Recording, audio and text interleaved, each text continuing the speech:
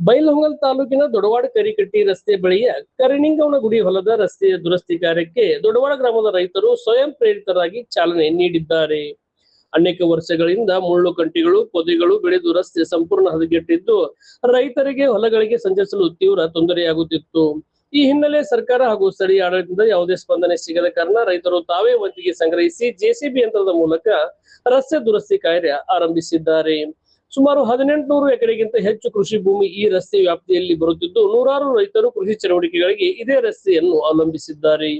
ಮಳೆಗಾಲದಲ್ಲಿ ಮಳೆ ನೀರು ಸರಾಗವಾಗಿ ಹರಿದು ಹೋಗಲು ವ್ಯವಸ್ಥೆ ಇಲ್ಲದ ಕಾರಣ ರಸ್ತೆ ಮೇಲೆ ನೀರು ಹರಿದು ಸಂಪೂರ್ಣ ಮುಚ್ಚಿ ಹೋಗುತ್ತಿತ್ತು. ಇದರಿಂದ ರೈತರು ಬಿತ್ತನೆ, ಒಕ್ಕಣೆಗಳಂತ ಹೊಡೆಯುವಂತ ಕೃಷಿ ಕಾರ್ಯಗಳಿಗೆ ಹೋಗಲು ತುಂಬಾ ಕಷ್ಟ ಅನುಭವಿಸುತ್ತಿದ್ದರು. ಕಳೆದ 3-4 ವರ್ಷಗಳಿಂದ ಕರ್ನಿಂಗವ ಚಕ್ಕಡಿ ಹಾದಿಯಲ್ಲಿ ಮುಳ್ಳುಕಂಟಿಗಳು ಹಾಗೂ ಪೊದೆಗಳು ಬೆಳೆದು ರಸ್ತೆ ಮುಚ್ಚೋಗಿತ್ತು. ಈ ಕುರಿತು ರೈತರು ಹಲವು ಬಾರಿ ಜನಪ್ರತಿನಿಧಿಗಳು ಹಾಗೂ ಸ್ಥಳೀಯ ಗ್ರಾಮ ಪಂಚಾಯತ್ ಗಮನಕ್ಕೆ ತಂದಿದ್ದರೂ ಯಾವುದೇ ಪ್ರಯೋಜನವಾಗಿರಲಿಲ್ಲ ಎಂದು ರೈತರು ಆರೋಪಿಸಿದ್ದಾರೆ. ಮುಂಗಾರು ಹಂಗಾಮು ಆರಂಭವಾಗುವ ಮುನ್ನವೇ ರಸ್ತೆ ಸಂಚಾರ ಯೋಗ್ಯವಾಗಬೇಕು ಎಂಬ ಉದ್ದೇಶದಿಂದ ಸುತ್ತಮುತ್ತಲಿನ ರೈತರು ಹಣ ಸಂಗ್ರಹಿಸಿ ದುರಸ್ತಿ ಕಾರ್ಯ ಕೈಗೊಂಡಿದ್ದಾರೆ.